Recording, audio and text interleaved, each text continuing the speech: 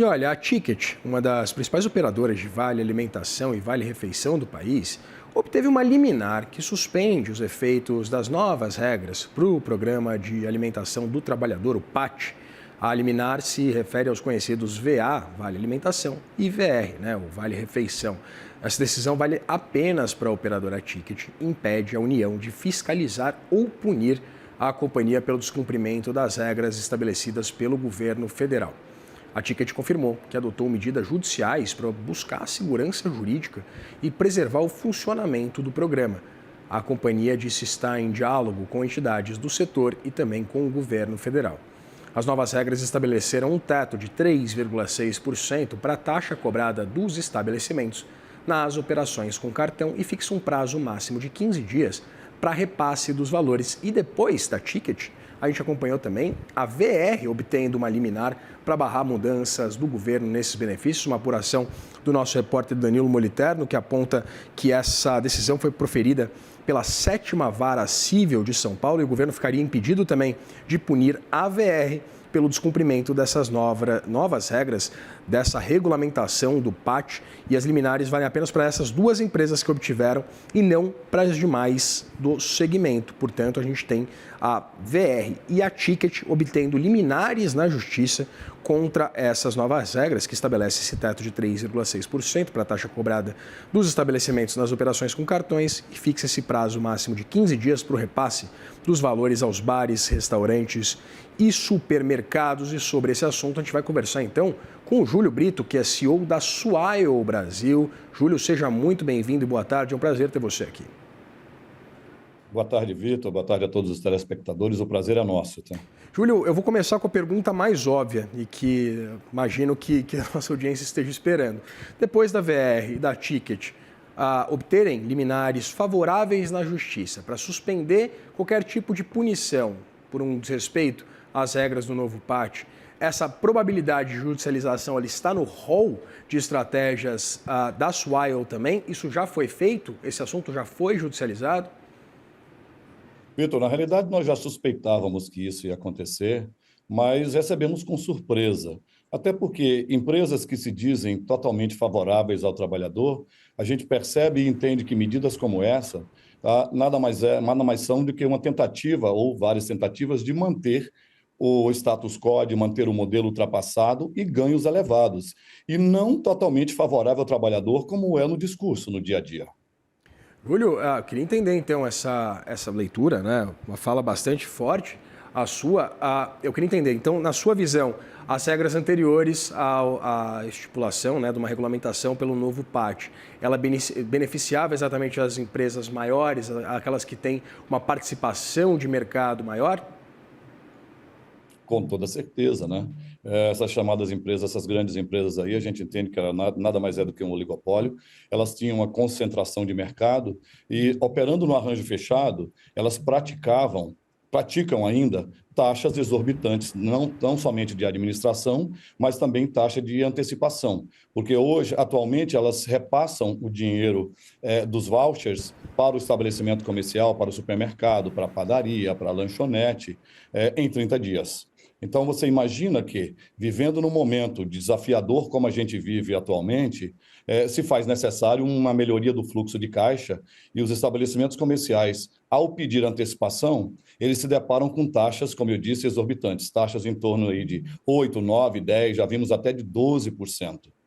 A Swile deve entrar na justiça, então, contra essas liminares concedidas, Júlio? Na realidade, a gente aguarda e já ouvimos falar também que o próprio governo, através da AGU, da Advocacia Geral da União, estivesse preparando alguma coisa nesse sentido. E é o que a gente espera que aconteça, tá, com uma forma de barrar. Porque esse novo decreto, nós vemos como um avanço importante para o programa de alimentação do trabalhador, porque ele traz mais liberdade de escolha para o trabalhador e, consequentemente, ele vai trazer mais economia. Porque você imagina, Vitor, que no arranjo fechado, a gente vê, inclusive, divulgado aí por todas as empresas do arranjo fechado, que elas têm hoje em torno de 700 mil estabelecimentos que aceitam os cartões deles. No arranjo aberto, nós temos mais de 10 milhões, porque são cartões bandeirados, são cartões com bandeira como a nossa, por exemplo, que é a bandeira Mastercard. Então, a gente dá muito mais possibilidade, muito mais liberdade de escolha para o trabalhador, e nós trabalhamos totalmente compliances à legislação. Quando eu digo que tem 10 milhões de estabelecimentos, mas se o cartão é alimentação ou se o cartão é refeição, ele só vai passar no alimentação ou só vai passar no refeição. E quando eu falo de avanço, quando eu falo de modelo mais moderno, só para você ter uma ideia, no modelo tradicional, para cada produto, seja alimentação, refeição, mobilidade ou incentivo, premiação, saúde ou outros, tá? Existe um plástico, um cartão.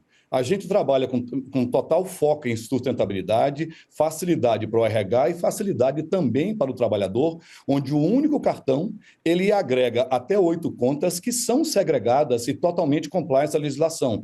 Nós temos travas sistêmicas que o cartão alimentação ele só vai passar em estabelecimento que vende produtos de alimentação. O refeição é a mesma coisa, que é em alimentos processados. Júlio, a gente tem uma regulamentação publicada, esse decreto do novo PAT.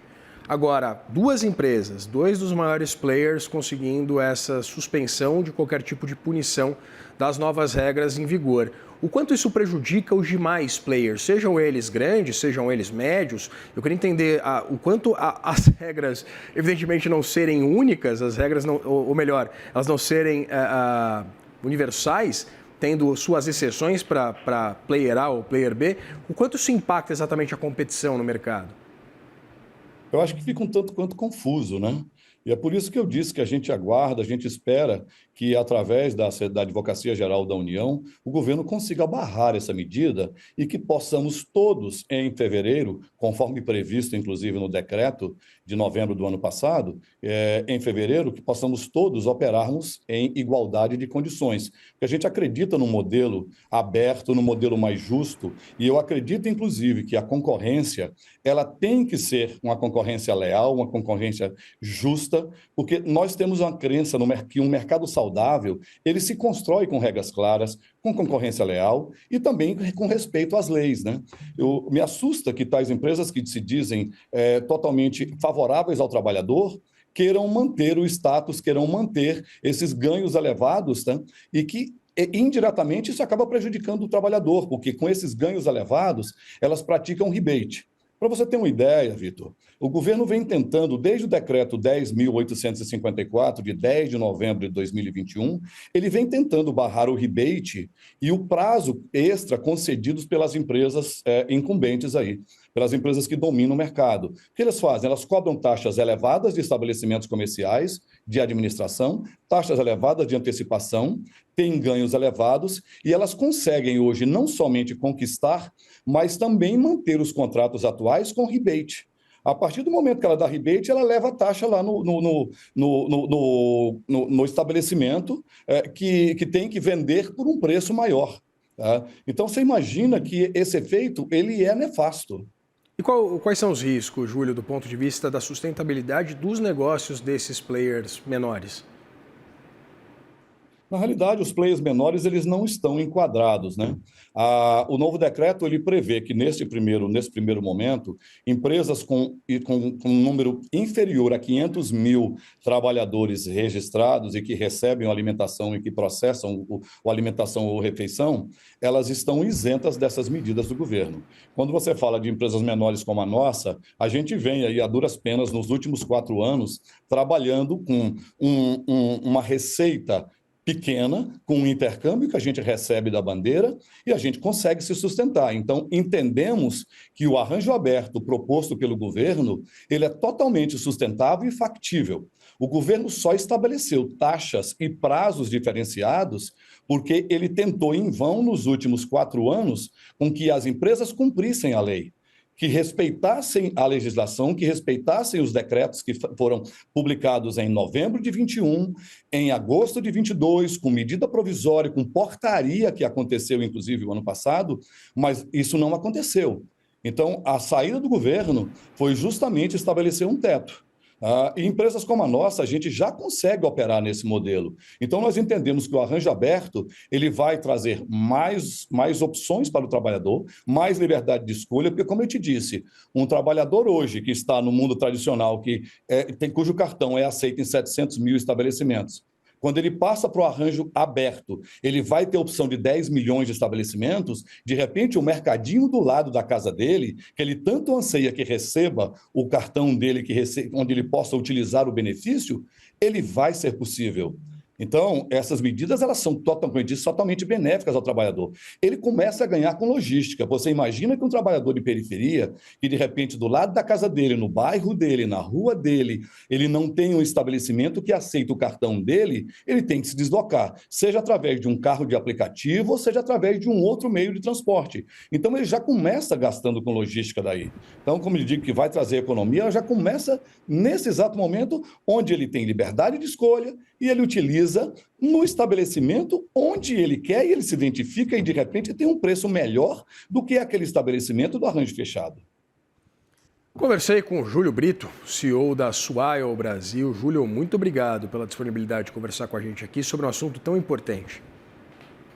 Obrigado a você, estamos inteiramente à disposição, porque, como eu disse, nós somos cumpridores da lei. A gente está do lado da lei, a gente está do lado do trabalhador, e é assim que a gente sempre trabalhou e vamos continuar trabalhando também em defesa do trabalhador e do Programa de Alimentação ao Trabalhador. Forte abraço, obrigado.